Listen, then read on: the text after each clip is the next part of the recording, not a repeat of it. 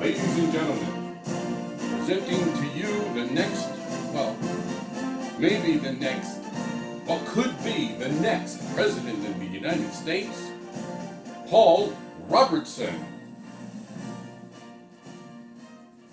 And welcome.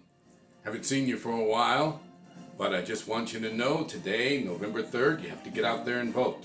An important day. Me, I wear the emblem of my candidate proudly, as you should be proud of whoever it is you're going to vote for.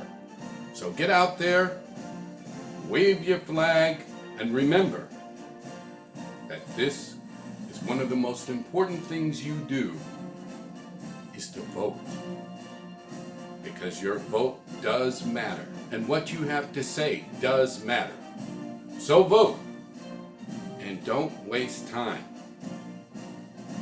See you at the polls.